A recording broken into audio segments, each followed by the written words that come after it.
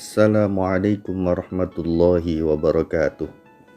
Dalam kita melaksanakan berbagai macam ibadah, terkadang kita sangat kurang perhatian akan kekotoran hati yang ada di dalam ibadah itu.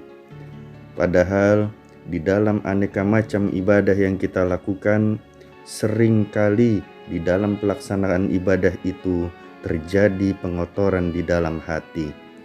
Dari itulah maka kita harus punya perhatian besar pada hati kita dalam pelaksanaan berbagai macam ibadah kepada Allah Subhanahu wa Ta'ala. Karena kekotoran ini terkait dengan kekotoran hati, maka di antara yang harus kita periksa berkaitan dengan ibadah kepada Allah adalah yang terkait dengan hati. Yang terkait dengan hati adalah salah satunya masalah niat. Karena memang niat itu tempatnya ada di dalam hati. Karena niat tempatnya ada di dalam hati, maka di dalam melaksanakan berbagai ibadah kepada Allah, kita harus memperhatikan niat yang ada di dalam hati kita.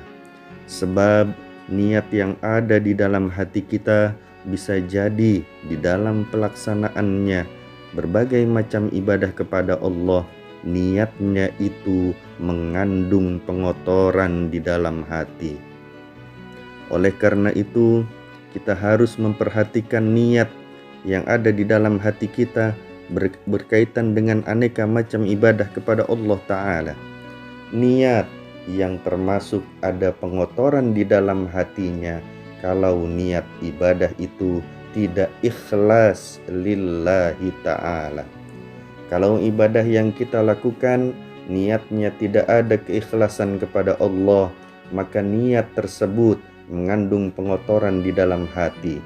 Dan pengotoran di dalam hati tersebut yang sering terjadi oleh hamba dibiarkan, dicuekin saja, dan kita ini tidak punya perhatian sama sekali akan kekotoran hati dari sebab niat yang tidak ikhlas kepada Allah Ta'ala.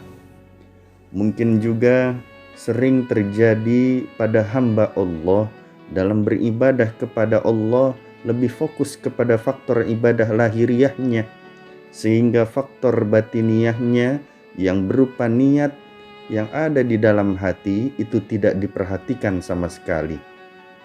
Karena tidak diperhatikan sama sekali, maka yang harus ditakuti ibadah kepada Allahnya semakin sibuk, ibadah kepada Allahnya semakin padat, ibadah kepada Allahnya terus menerus, istiqomah, rutin, tetapi ibadah kepada Allah tersebut ternyata tidak disadari terjadi kotoran-kotoran hati yang terus menerus menumpuk di dalam hatinya, sehingga itu kotoran hatinya semakin menebal dan seringkali tidak diperhatikan oleh kita.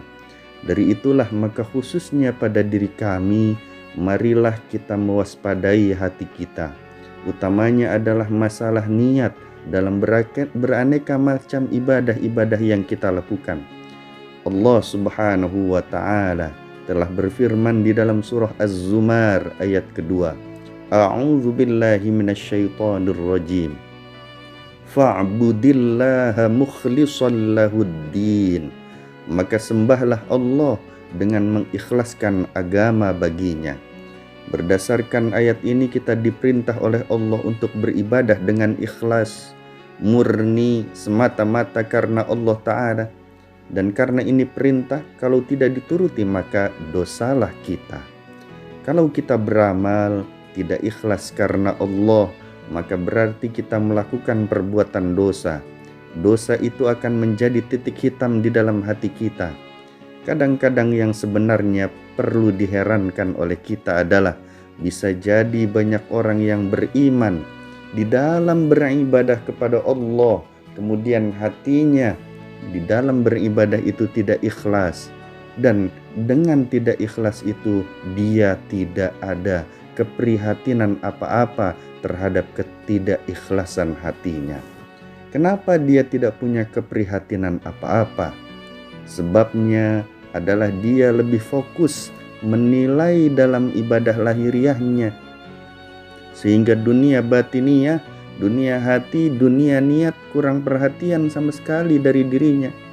Dan yang perlu diherankan lagi adalah begitu hamba Allah itu melaksanakan ibadah kepada Allah, apakah itu sholat, puasa, zakat, haji, zikir, sedekah, sholat sunnah, begitu selesai melaksanakan ibadah-ibadah tersebut, hamba itu hatinya puas karena melaksanakan ibadah kepada Allah.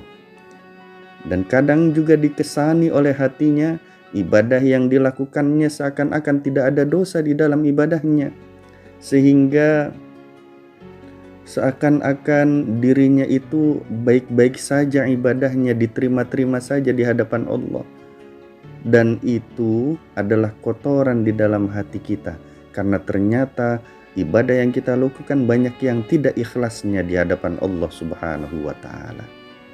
Padahal kalau hamba mengerjakan berbagai macam ibadah kepada Allah, apakah itu sholat, zikir, dan yang lainnya, dan dengan niat yang tidak ikhlas, maka ibadah itu ada dosanya. Apa dosanya? Dosanya adalah tidak menuruti perintah Allah untuk beramal ikhlas di sisi Allah Subhanahu wa ta'ala. Di dalam ibadah yang kita lakukan, kalau sering dibarengi dengan perbuatan dosa dalam ibadah itu, bahkan perbuatan dosa yang terkait dengan niat yang tidak ikhlas, maka bisa menggugurkan amal ibadah lahiriahnya. Sehingga walaupun hamba itu sibuk dengan aneka macam ibadah kepada Allah yang bangsa lahiriah, tapi kalau niatnya tidak ikhlas kepada Allah, maka niat yang tidak ikhlas itu mengandung kotoran dalam hati, dan itu bisa menghapus nilai-nilai ibadah lahir tadi di hadapan Allah. Sibuk dengan ibadah lahiriah, tetapi nilainya di sisi Allah kosong, nilainya nol. Bahkan bukan hanya itu saja, tapi malah dibarengi dengan kotoran-kotoran dalam hati. Sibuk dengan ibadah lahir, nilai amal ibadahnya tidak ada, tetapi pengotoran hatinya terus menumpuk di dalam hatinya. Hal ini mungkin saja terjadi pada diri kita, khususnya pada diri kami sendiri. Oleh karena itu, janganlah hati kita ini hanya menengok kepada bentuk banyaknya ibadah lahir, tetapi tengoklah niat-niat yang ada di dalam hati kita.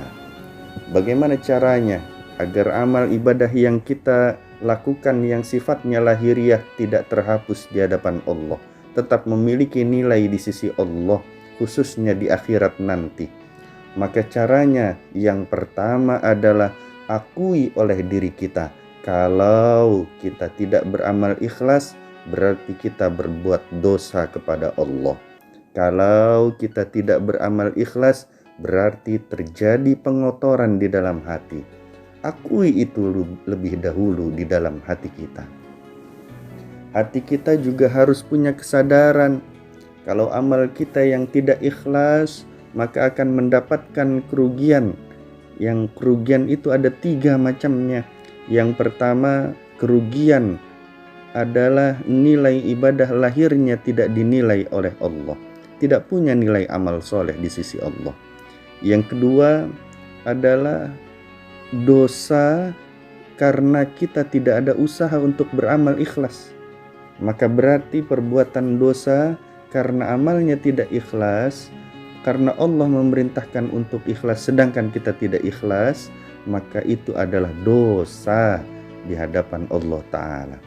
Kerugian yang ketiga adalah terjadi pengotoran di dalam hati kita.